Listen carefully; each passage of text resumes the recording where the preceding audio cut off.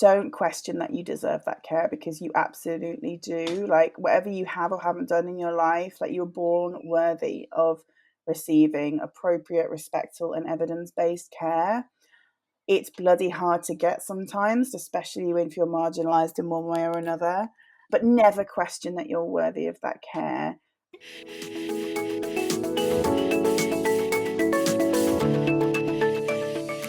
Welcome to Princess in the Pea podcast, where we deep dive into the world of neurodiversity, accessibility, and advocacy. I'm your host, Annie Crow, a lawyer turned advocacy coach and the founder of NeuroAccess, a consulting firm dedicated to breaking down barriers and empowering neurodivergent people. Before we begin, I would like to acknowledge the traditional custodians of the land on which we record this podcast, the Ngunnawal and Ngambri people. I pay my respects to their elders, past, present, and emerging, and extend that respect to all Aboriginal and Torres Strait Islander peoples listening today. The podcast is called Princess in the Pea, which holds a very special meaning to me. It comes from my childhood nickname, which I earned for being a highly sensitive, unidentified autistic ADHD kid, much like the princess in Hans Christian Andersen's famous fairy tale. In the story, the princess's sensitivity to a tiny pea, hidden beneath many layers of mattresses, is what reveals her true identity. Similarly, as neurodivergent individuals, our unique sensitivities and perceptions often reveal our authentic selves and the unique ways we experience the world. This podcast is dedicated to celebrating these differences, shedding light on the challenges, and sharing strategies to help us thrive. Join me as we explore the latest insights, thought leadership, and stories that will help you understand and navigate the complexities of being autistic, ADHD, twice exceptional, or another neurotype in a neurotypical world. Whether you're neurodivergent yourself or an ally supporting neurodivergent people, this podcast is your go-to resource for fostering equity, inclusion, and belonging. Let's get started. Our guest today is the wonderful Nicola Salmon, based in the UK. Nicola is a leading global voice for fat folks seeking fertility support, bringing a unique fat-positive perspective to her work as a fertility coach and author of the groundbreaking book Fat and Fertile. She's a prominent figure in the world of fat activism, using her platform and expertise to challenge the weight bias and stigmas that exist within the fertility industry and empower those who are often marginalized to take control of their reproductive rights and health with confidence and self-assurance. Through Nicola's innovative approach, she helps clients find their own path to wellness, free from diets and body shaming, and encourages them to trust and believe in their ability to conceive. With her expert guidance and compassionate support, Nicola is changing the way people approach fertility for the better. Join us as we break down barriers and discuss how everyone deserves appropriate, respectful, and evidence-based care.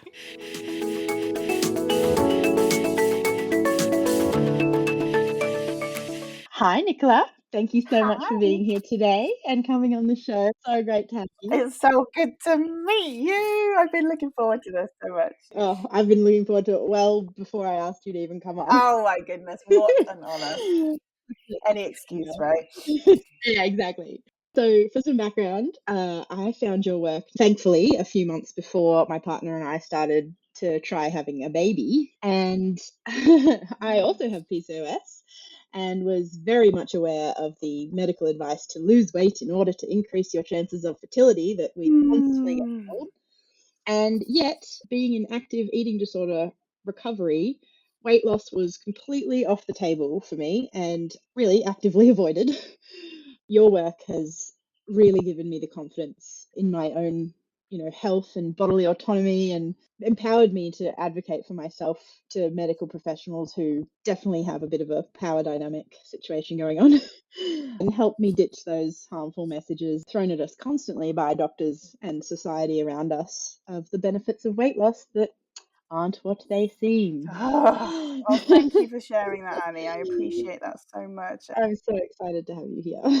Yeah, it means such a lot to me that it's impacted your life that way. I'm a long-time fan and I know your story inside out, but for the sake of our listeners, can you please tell us how you came to being the brilliant fat activist that you are? Oh.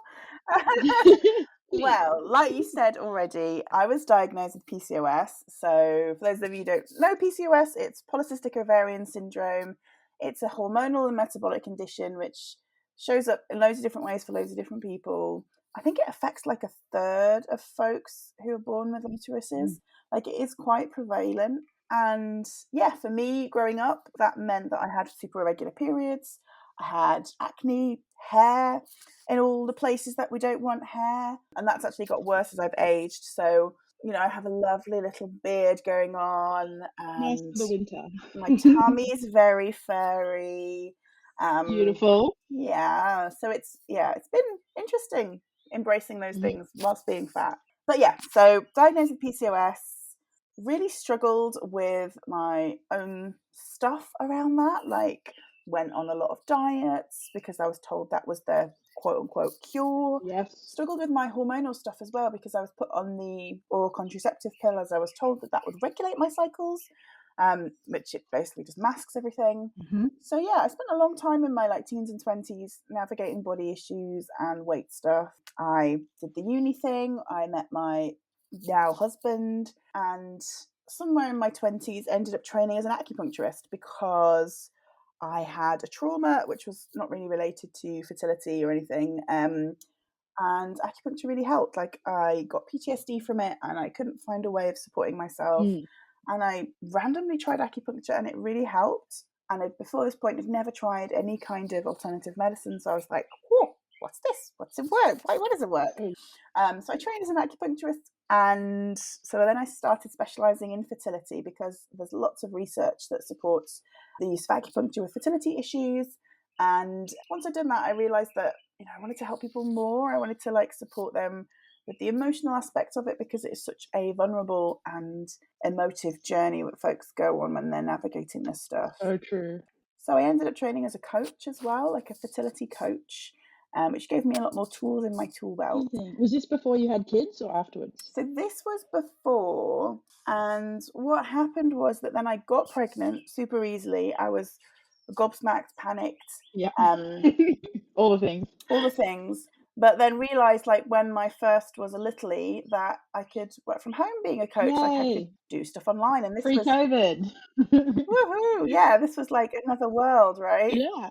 So yeah, when he was a baby, I was like trying to set up an online business. I had no clue what I was doing, but I did it anyway. And then when my eldest, so he is 8 now, when he was about 6 months old, that was when I first really realized that I wanted to divest away from diet culture. So this idea that you need to be smaller, that you need to lose weight, that you need to go on a diet if you're in a fat body, purely because I was so hyper aware of the impact that my words and my actions and the way I talked about myself would have on him. Like, I knew that he was absorbing stuff even at that young age. It's scary to think that's influencing them after we've had such a lifelong battle with our body image. I know. Ugh, it's hard. And I was so desperate to not want that for him. So that's when I was like, I'm never going to weigh myself again. I'm never going to diet again. Yes. I was just like, I've got to be all in on this. And I did. And I haven't done since. Yay. I know, you know, this is definitely not a linear journey. Like, they've definitely have thoughts of like wanting to be smaller and wanting to restrict. Like, this is a all the way around, up and down, roundabout, you know, like mishmash of a journey. But that was really the beginning. It gets easier. That was the very beginning of my like fat acceptance journey. And luckily around that time I stumbled upon some other incredible fat folks on Instagram, just, you know, living their fabulous lives, being fat, not giving a shit. And I was just like, yes. I was like, holy crap, this is what I want. I don't want my happiness and my health and my joy to be directly correlated to my body size. So that is when I started to like dip my toe in and start to like think about maybe how it would feel to not diet again and to just be fat and that be okay.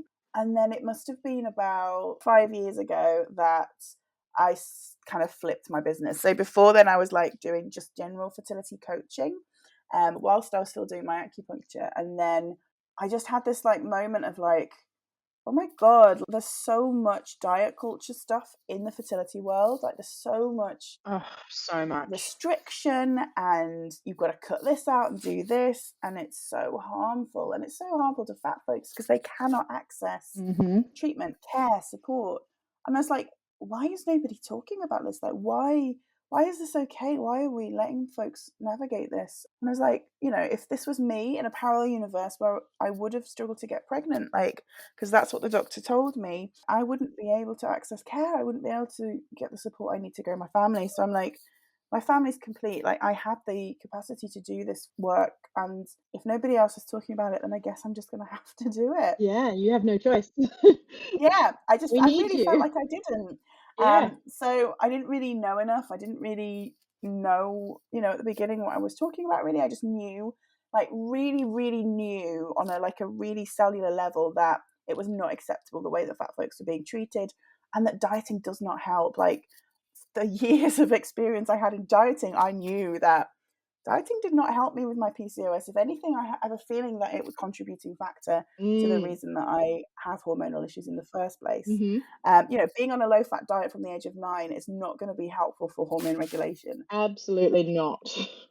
So yeah, so I just started talking about it. Luckily, I did quite a lot of research and stuff when I was doing my degrees and things, so I was able to navigate looking at the research into it and really figuring out why doctors are so horrible to fat people, and what does the research say, why do people talk about it. Mm. And the more work I do in this field, the more angry I get, because the research is not there to support it. Mhm. It's purely based on this bias that we have in society that fat people are unhealthy and should be responsible for all the health things that happen to them. It doesn't take into account the lived experience of fat people. So yes, I'm just very angry at Mhm. this point in my Oh, career. yes, all the rage. I definitely can feel your I'm the same. It's horrific. Mm, It's interesting because I have very similar feelings towards both how fat people and especially autistic people are treated by mm, the health profession. yeah.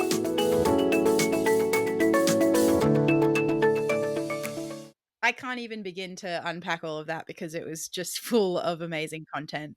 I totally agree with you around what did the pill and what did restricting cause your body harm. Mm, People are constantly talking about how being in a large body is such a problem, but what about everything they do to people in large bodies? mm, I think one of the reasons that I did get pregnant immediately, and obviously I'm only speculating because I think some of it's luck, whatever. But I truly believe that, and I thought this at the time, that the reason that it happened so easily for me is because it was the first time in my life where I wasn't actively pursuing any sort of diet or restriction. And it was the first time I was implementing health behaviors that had absolutely nothing to do with weight in like a sort of FU to to diet culture. hell yeah. Yeah. Where, I wasn't restricting my eating. I was practicing joyful movement that had nothing to do with fitness or calories or anything. It was just about getting fresh air and mental health. And yeah, and both of these concepts were very new to me after a lifetime of dieting and disordered eating.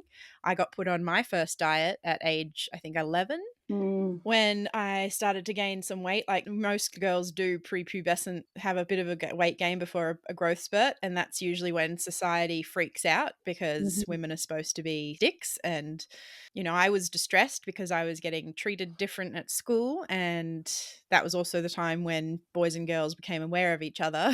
And my parents saw my distress and, like any loving parent did, wanted to help. And mm. the only thing the world told them that could help was a diet. And so begins a lifetime of dieting and developing a full blown eating disorder, which many of us do, sadly. It's a slippery slope, hey? Absolutely. On top of that, I had, you've got the PCOS and I got a few other chronic health conditions. And yeah, so I spent many years in and out of doctors' offices, and the weight would fluctuate as did the dieting. Absolutely. It's interesting because I love the saying diets don't work. Mm. And I truly believe diets don't work. But when you say that to people who are really entrenched in diet culture, they're like, yeah, they do. My cousin Stan lost 50 kilos and kept it off and he's loving life. And I was like, cool. Good for Good Stan. for Stan. Yeah. He's one of the less than 5% of people in the world that successfully have kept it off. And I guarantee within 2 years of that, almost completely guarantee that it'll come back. Or he'll be really suffering with like an eating disorder and really Yes. Poor restrictive mental health. Yeah. life. Yeah.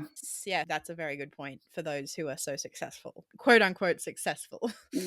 Like, what cost is it, right? Exactly. What cost is it? And the thing that I love about what you talk about and that really hit home to me in helping me really pursue anti-restriction was the biology of it, right? You know, caveman times and our ancestors, Mm. when we didn't eat and were fasting, we stopped getting our periods. We stopped being able to procreate and make babies because we were surviving. So it literally makes no sense Mm. to restrict food in order to get better fertility, which is what majority of science tells us, even though, you know, the science that's heavily drenched in weight bias, you know, unconscious bias. Yeah. And this is what really, really honestly hurts my soul because everyone is, you know, evidence based.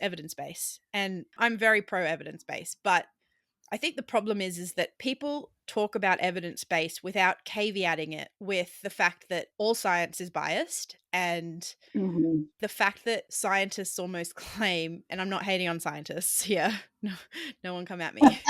The scientific field claims that they're unbiased and they check their biases at the door and but they're not. Like we're humans. You can't not be biased. No. You just can't. And this is my thing with doctors is doctors' arrogance. If I meet a doctor that acts like they know everything, I immediately distrust them. My favorite doctors I've ever seen have been the ones that have admitted to where their limitations are and known when to refer me on. Mm. I just can't stand it when anyone claims to know everything because you just can't possibly.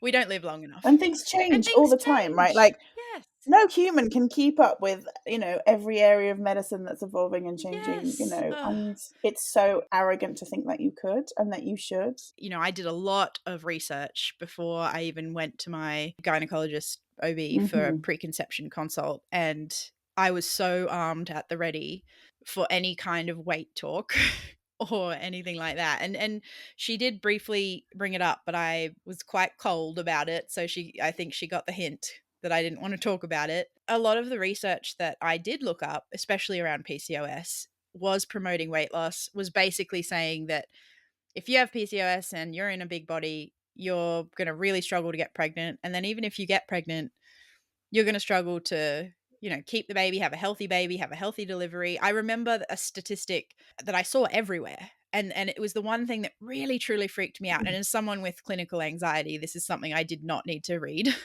It was that larger bodied people have twice the likelihood of a stillbirth. And then I looked into what that research stems from. And it literally goes from 1% of a chance for the general population to 2% chance if you're in a larger Mm-hmm. weight category. Yeah. I get that that technically is twice, but the way that language is produced, it's scaremongering. It's like, oh my God, you're basically gonna kill your own child before you even have a chance because you let yourself get fat like we had a choice. It's so manipulative. It's so manipulative and it's just so ignorant Mm-hmm. to mental health awareness and like trauma informed care. Absolutely. They just clearly have no clue what it's like to live in a larger body. And it's something that, I mean, because you're in this space and shout it loudly to the world, but it's something that we face in every aspect of healthcare, which Mm-hmm. is getting our needs and care put aside for weight. It just blows my mind when I got into this stuff a few years ago and was hearing about people getting turned away, presenting with some generic symptoms and told, "Oh, come back in 6 months when you've lost weight." And then they've like come back and they've got stage 3 cancer because the doctor didn't take them seriously because of their Yeah. weight. The biggest problem with being fat is how we're treated. It's not the fatness. Absolutely. And that's, Yeah. the way that we're treated is often, why we get iller and why we're a higher risk of things because of that delay and because of that, Yeah. reticence to get treatment and care, and both externally and internally. Like, Yeah. through no fault of our own, we will put off going to the doctor because of the trauma we've experienced in the past from healthcare professionals, and that's not our fault. but it does delay our care and our treatment, and Yep. it's just, abhorrent, and it's not acceptable. It's so bad. And my husband and I are starting to think about when we want to try for our next child, in thinking about going for round 2.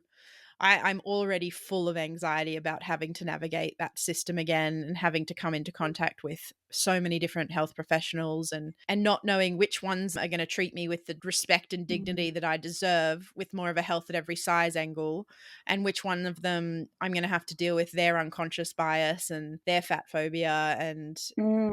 I had it, like, I still have a little bit of it. Like, I don't think anyone doesn't. We all do.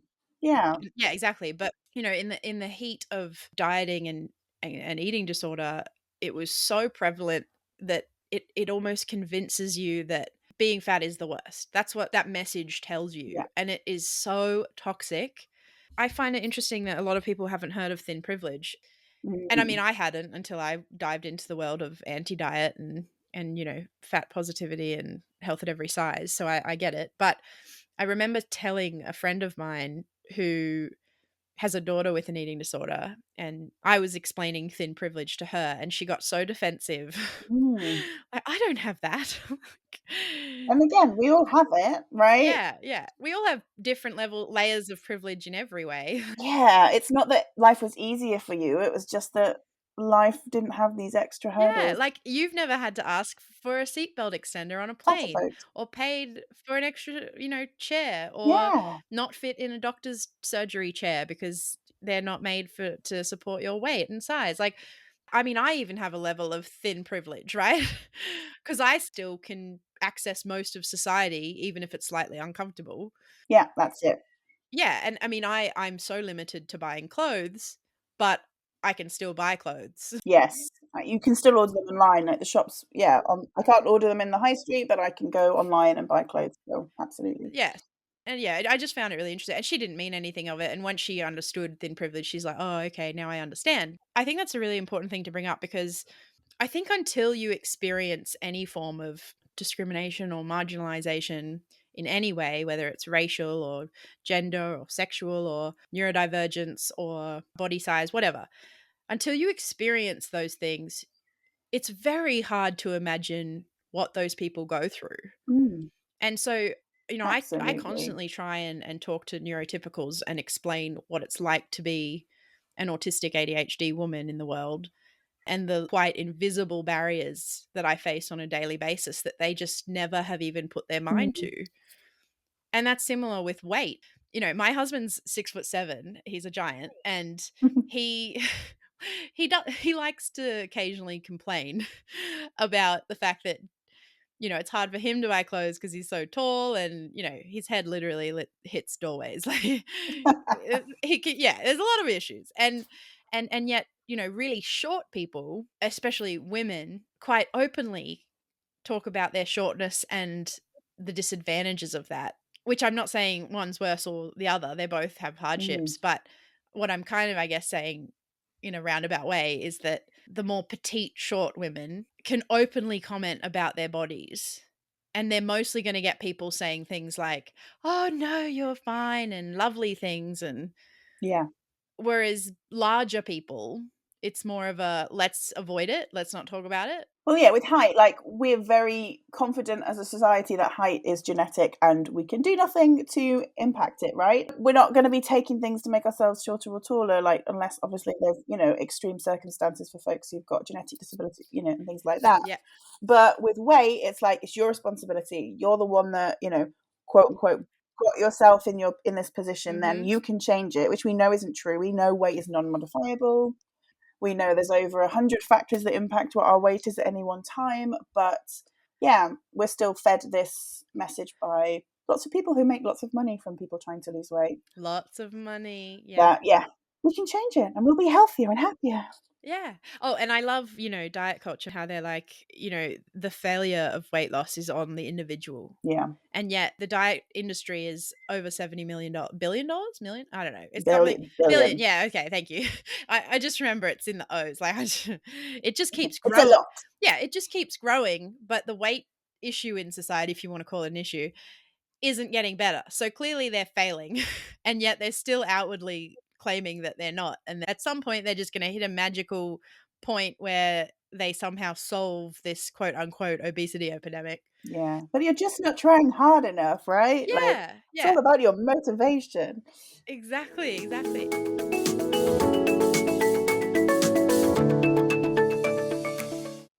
So I got an advertisement, and this is so like off topic, but I really want to talk to you about it. I wrote a comment on some advertisement that I saw on Facebook that came up about some weight loss thing. And I was so angry at what it was promoting that I commented on it and did a whole angry rant at diet culture. And Yay. anyway, I got hundreds of likes and loves and people saying, "Oh, you said it so well," and lovely things, lovely things. Amazing. Yeah, yeah. But then slowly over the following few weeks, every now and then I'd get a notification that someone else had commented. And sometimes it would be more niceness. And then other times it would be people saying things like, "Yeah, I agree. This is rubbish, but it's not good to be in a larger body. And we should all be trying to be thin." And I'm like, oh my goodness, you're missing the point. Totally. I find it hard talking to people who are so blind by their own unconscious bias and really unpacking that without them being so defensive and so convinced of whatever lies they've been fed around, the morality of weight Mm. and how weight is the problem, when we all know that actually weight cycling and restricting are the problem and not being in a larger body. Yeah. Jess Baker, I don't know if you know, Oh, I love Jess Baker. Yeah. she's written some Yeah. really awesome books. She has a really good analogy for that, Yeah. which I love, which is all talking about body currency. So it like she talks about it in a way of like these people who are in thinner bodies, they have been investing in their bodies, they've been eating the quote unquote right foods, going to the gym, getting, like shredded. So they've Yeah. been like invested in this idea that being in a thinner body is awesome. And we're basically turning around and telling them that their money is worthless. Like all the time, effort, energy they've been putting into this, it's all a load of bullshit. It has no value. So of course they're going to be angry, right? Like they have put like this is their whole personality, is being like a gym Yeah. bunny or a gym bro. Like this is what their whole life is about. And all of a sudden we're telling them, nah, Yeah. it's worthless. Like I can understand why a lot of folks get angry about that. I can too. It's their whole world, right? And we're Yeah. like, we're taking away the foundations and everything around them is crumbling. Yeah. We're invalidating them. Yeah, that doesn't mean it's any less bullshit, but it just, yeah, some people are just not ready for it, and that's fine. And if I just don't have time for that, people, and if it's my message is not for them, then they can go and do their own thing, because No, true. there's plenty of other folks who are going to be open and interested in talking about this stuff. So I Yeah. try not Yeah. to worry about those people. Yes. I'm so glad I brought that up because I really needed to hear that, because I think sometimes I can get on such a crusade that I'm like, no, everyone in the world should understand this, and I Detriment, never want to yeah. stop fighting, but it's at my own Not suffering, right? everybody's ready to Because be yeah, saved, exactly. and Like you that's can't okay. fix everyone's idea of the world, and yeah, no, I I love Jess. She's great.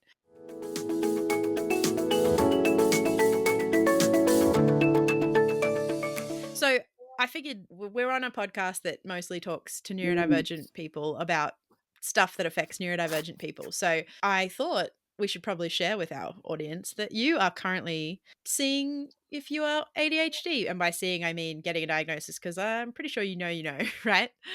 Yeah, I Yeah. have been like on this beginner's path for I'd say Mm. maybe about a year now. Yep. Um, it all started because I think one of my children have got ADHD, and Yeah. they are very classic. It helps that they're a boy because obviously That does we help, know more about young boys and ADHD. especially with the combined type. Yeah.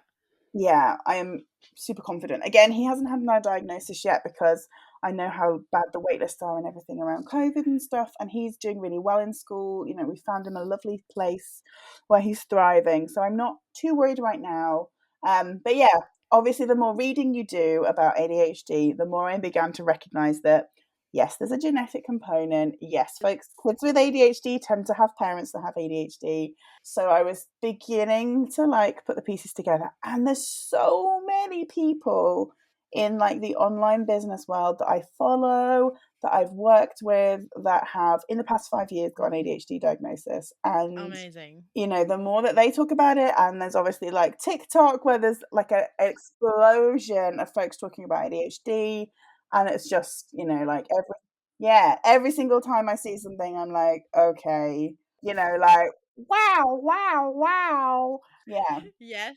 Love it. So I'm still in the process of deciding whether it's worthwhile going to get diagnosis or whether I'm happy just being Yes. self-diagnosed. Both, I've come to acknowledge are completely valid options. So And true. yeah, it's been really, really helpful for me to just begin to recognize that my brain doesn't work the same way as other people's. And whether that's ADHD or something different doesn't really matter, because it's just more about figuring out ways to support myself and my own mental health. Yeah. Because my mental health took a nosedive after I had babies. Like, Yeah. I really struggled to leave the house. I really struggled to do stuff. And of course, when I went to get some help from the doctors, they just recommended Slimming World to me, Oh my, of which is course like a they did. UK, and I'm just like, for God's sake, like, this is utterly ridiculous. Of course, my mental health's not going to improve just because I'm in a small. Please restrict your Anyway, eating and you will be better. beside that, yeah. Oh my god. Um, but looking back now, I can see that because I had, because my life had completely utterly changed with All children. your supports had changed and gone out the Yes, window. It's very all common. my systems Yes. just fell Yep. apart, Yep. and of course I couldn't cope, So and I'm common. experiencing the same thing again now Yeah. because we've just got a puppy. He's like 4 months old, which I love, and it's been really helpful for, like, getting out and walking and doing things like that, but Yeah. again, like, that change in Yeah. systems, that change in how I, like, spend my time. Mm. Especially, like, any sort of executive functioning demands that come Yes. in, which, as you know, babies are huge executive function demands, and puppies are Mhm. pretty bloody demanding as well. Yes. So, but it is very common, both for autistic and ADHDers, to really struggle with any big life transitions Mm. where everything that they've figured out to cope and adapt and get by goes out the window, and you're starting basically from scratch because you've got all Yeah. these new layers that you've got to figure out. So you're absolutely not alone there, and it just blows my mind. It doesn't really, because I've had the same experience where I've gone to doctors about my mental health and been told to try a different diet. Like, yeah, Mm. it angers me, but I have to laugh or I'll cry. Yeah. Oh wow. But no, it's funny because my own story is that I got diagnosed with PTSD from the car accident, and Mm. that was really a big turning point for me because I kind of hit a state in my, I'd been solidly in and out of surgeries and doctors and therapy and psychology for 5 years by then. And I was like, that's it. Like, how have I had PTSD for 5 years and no one's noticed it? And I've been in consistent therapy.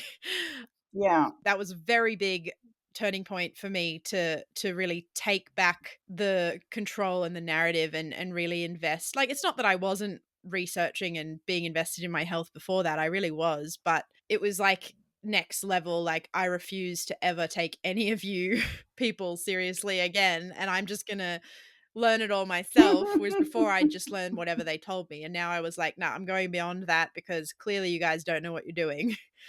Uh, and and that's when I actually came across the overlap of how PTSD symptoms and ADHD traits look quite similar.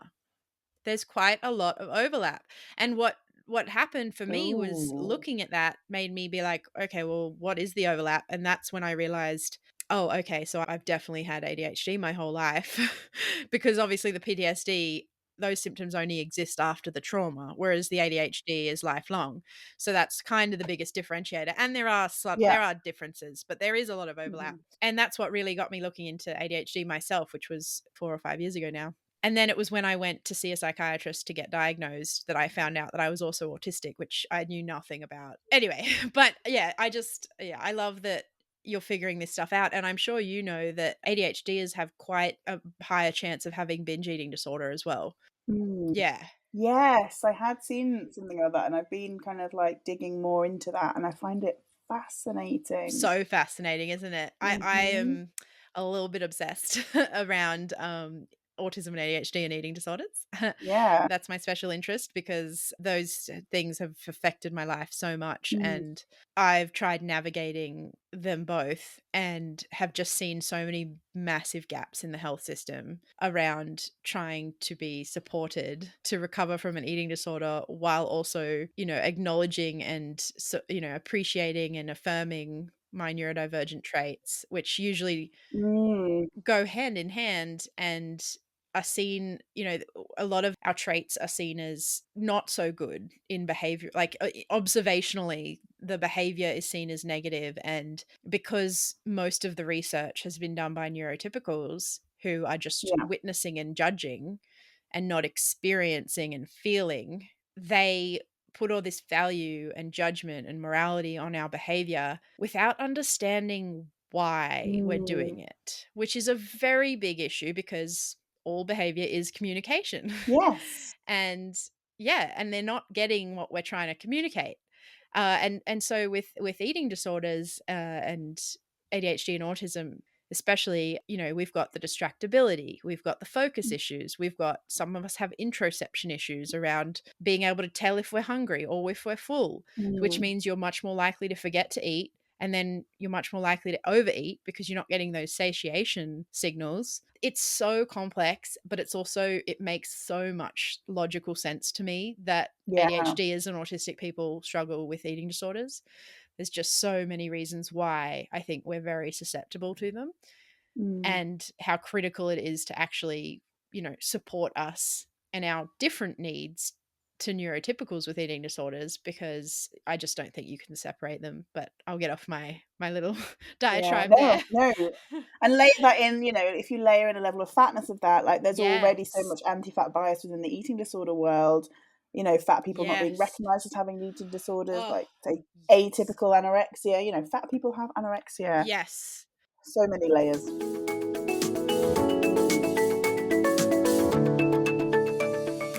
So when I went to talk to the endocrinologist about gestational diabetes, I was very upfront about, I've got an eating disorder. I don't want to talk about my diet. I will not be changing my diet. I will not be discussing my diet. Mm. And I was so ready to fight them. And he was like, yep, cool, no worries. And I was like, what? All What these now? years, and all I had to say is this is not a topic that we can discuss.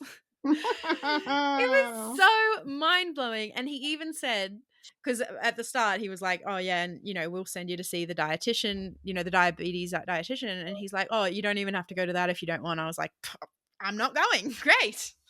Yay! Yeah. And it was so good. And to be fair, like I ended up on insulin, but only a low dose. And there were times where they were trying to get me to track what I was eating just so they knew what was spiking it, so that I could Mhm. know what meals that I might have to take some insulin on or a bit more on or whatever. And I even refused to do that because it was too triggering, and they were respectful of that as well. But I can't believe I was allowed to say that and to have it listened to after years of being completely ignored and spoken Mm. down to and infantilized. And it was just so refreshing. And I thank that doctor. I didn't actually see that doctor again. I saw a different endocrinologist the next few times, but they were all equally as respectful, and I praised them for it because I was like, I really did not think you'd be like this. And it just makes me think how many people are out there that don't even know that it could just be as simple as saying, this isn't okay for me to talk about. Mm. Like, you don't even have to say I have an eating disorder. You don't have to say I'm traumatized. You can literally be like, this is not a discussion topic. Yeah. And set that boundary and maintain it. And any doctor that ever tries to say, well, we have to talk about it because it's about your health, that's when I think, your stuff can really come into play around your resources on, well, show me the Mm. evidence that it even matters, because Yeah. you should be treating me no matter my size, and my size shouldn't influence the adequate care I get from you. And if anything, if you're a doctor that thinks weight matters, then I'm a person that doesn't trust you as a doctor, because I just immediately assume you've got such a weight bias that you're going to give me inadequate care and sometimes even neglectful care. Yeah, absolutely. And I mean, it's you can't control what other people do, so like you cannot control the doctor, often their opinion, and sometimes you can't even control who you're going to see, so all you can do is your best. And sometimes you'll get a great result like you did, other times like people will not be open to receiving that, and that is not your fault. And this is just, you shouldn't have to do this work. It can be so emotionally draining, and we should not be put in a position where this is the stuff that we have to do, and it's exhausting. But yeah, sometimes we have to, because the system is just not set up to support us, and it's hard, and it's okay to cry, and it's okay for it to be really stressful, and you just got to do whatever you can to care for yourself during that process. Absolutely. It sucks. It sucks so much. And I remember this was before I got pregnant, and this was when I was very sure that I'd be having fertility issues, because like you, I'd never had a regular period and all the things that come with PCOS. And so I was absolutely sure from everything that's out there that I would be one of those people that wouldn't get pregnant. And so I was very aimed at the ready to fight for fertility support. You know how letrozole is better on, I think, larger bodies. Then there's a different one that's more commonly used. Clomid, yeah. My OBGYN talked about Clomid when I was doing my preconception stuff. And I was like ready to be like, no, I want letrozole. Like,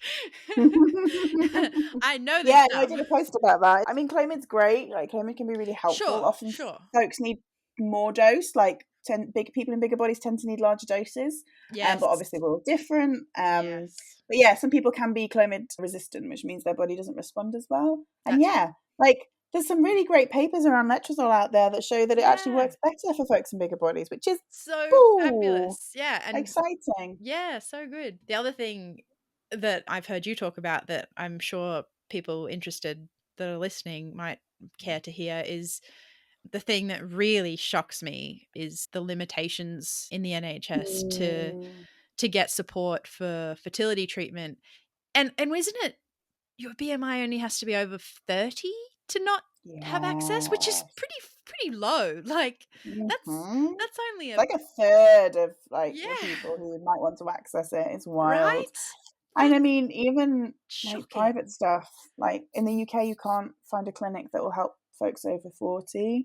I know in Australia, it's really hard to find even the private clinics that will support folks over like 40, 45. That's US, horrible. similar. I mean, they tend to be a bit more lenient. Like some clinics will go up to 50, but talk about eugenics. It is wild. Oh and, gosh, human rights. That's so bad. Well, yeah, it is a violation of your basic human rights. Yeah. But absolutely. People don't want to listen. No, exactly. And to be honest, when I did get pregnant straight away, I was just so relieved, because I was ready to fight that battle, because I was well over 30 BMI, unashamedly.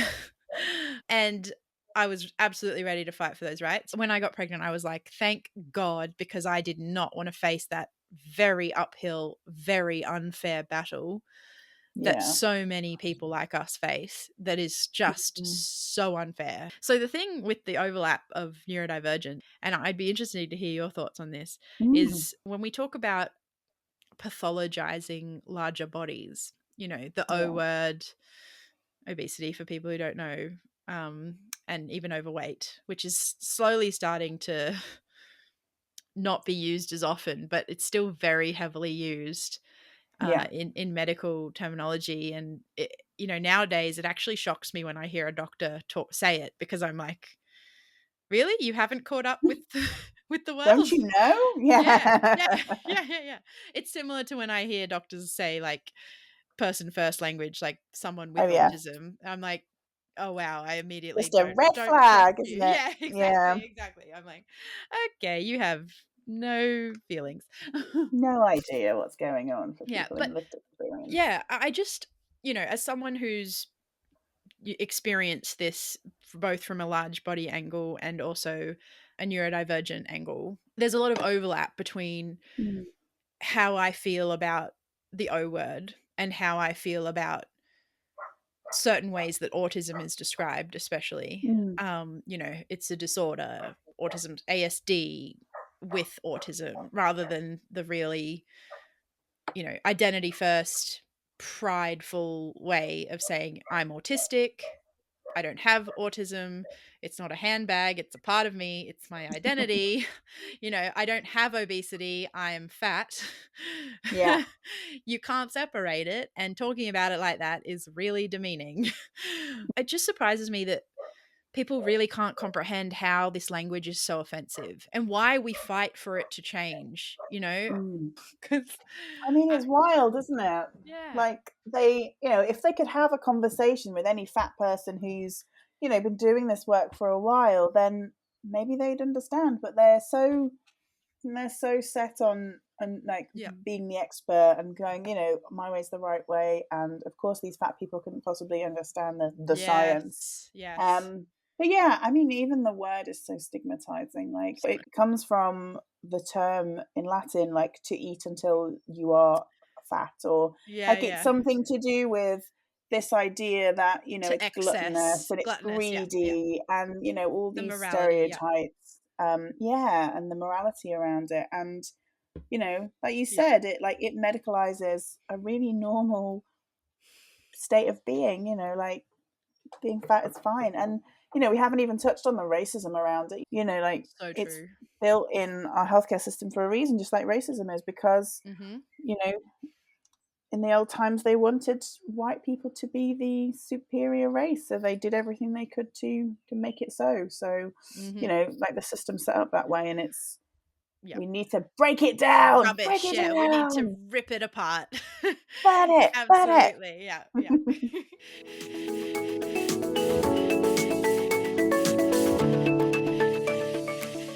Yeah, and I think it's so harmful to be practicing in a profession where you don't actively acknowledge all of these things, it. and which many people do. And I think most of it is just ignorance. Like, I don't think people intentionally do it, but at the same time, I don't really care if it's intentional or not. It's harmful.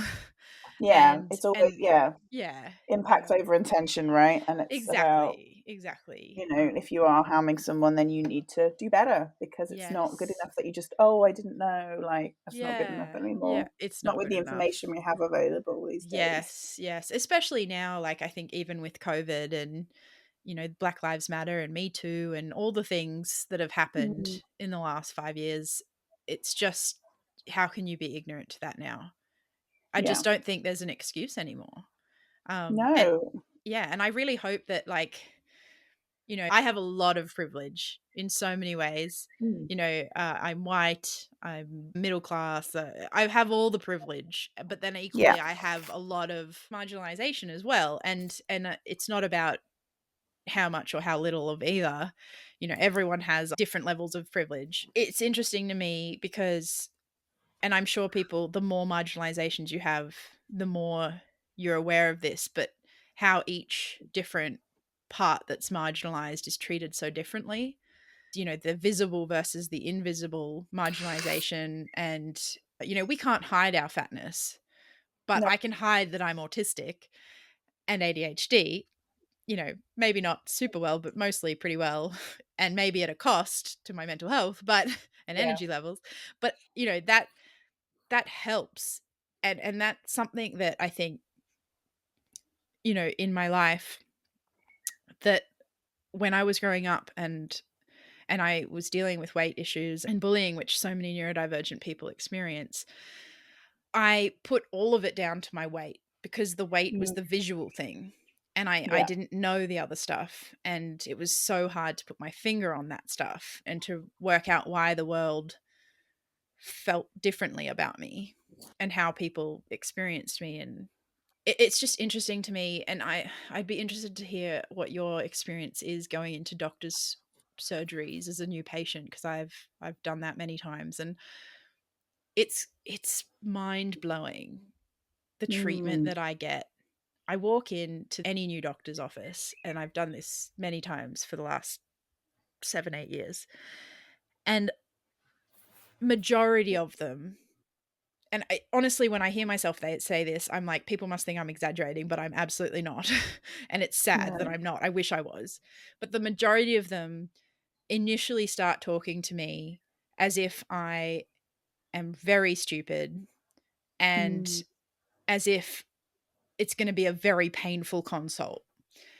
And so, and this is in a period of my life where I've been in a much larger body, and usually I'm not putting much effort into how my hair or clothes look. Absolutely. Yeah, who cares? You're at a doctor. You don't have to look like you're at a business meeting. Yeah. Not that matters to me either. But anyway. And so it's really interesting to me, and it actually makes me sick to my stomach, that what happens in these appointments is that that's my initial interaction. And within a few minutes of me speaking, they completely change their tune. Because I am extremely articulate, I usually drop the line that I'm a lawyer, which usually makes them wake up, which is disgusting. Yeah, I should not have to do that. But I'm like, look, I might look like what you think is a lazy, gluttonous, uneducated, whatever you want to label me with. But looks can be deceiving, and it shouldn't matter.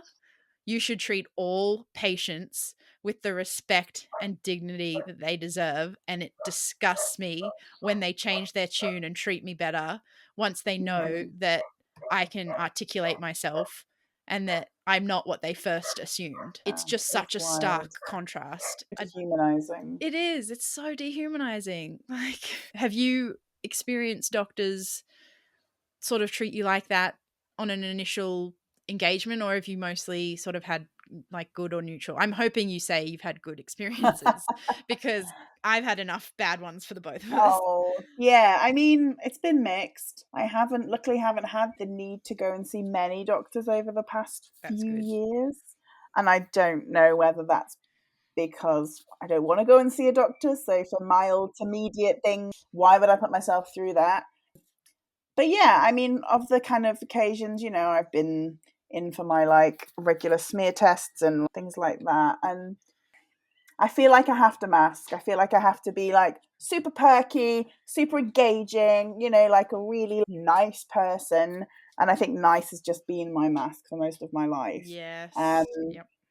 But yeah, I totally understand why people do like put on loads of makeup and put themselves really well dressed to kind of put across that idea that they, like are a quote unquote good fatty.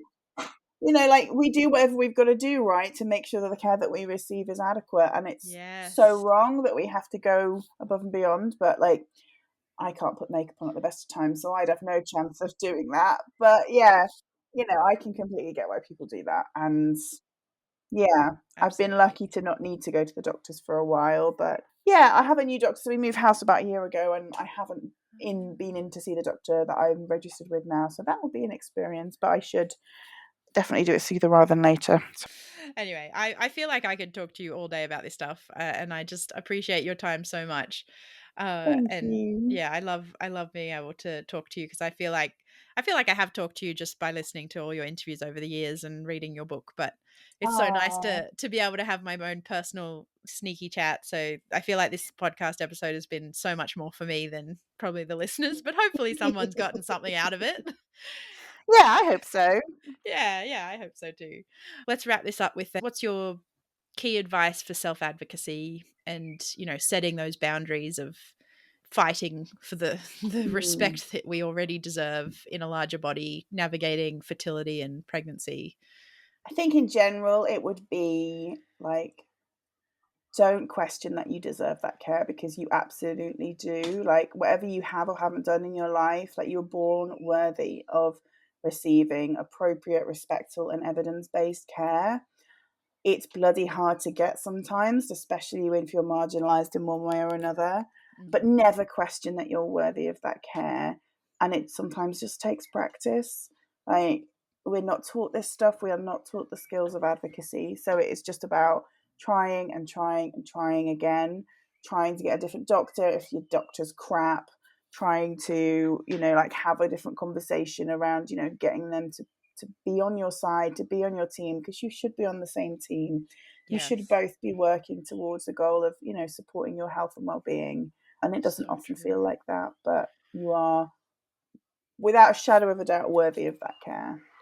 100%. That is the best advice ever, as usual. Anyone listening to this, if you've even like slightly enjoyed this, which I can't understand if you haven't loved it, you should absolutely just go look up Nicola Salmon on any platform and listen to every interview she's ever done, because they're all magical. There was one I listened to, and you were talking about bodily autonomy, and I just loved it. You said it so beautifully, just talking about how, all we want is to be able to actually access our bodily autonomy. Yes. So powerful, because I feel like that is not only so relevant for us fat folk, but it's also so relevant for neurodivergent folk, right? Because so much of the treatment that autistic and ADHDers get is focused on how the medical profession or, the external world thinks we should be treated. And it's not about empowering us to decide what we want for ourselves and our own bodies and our own minds.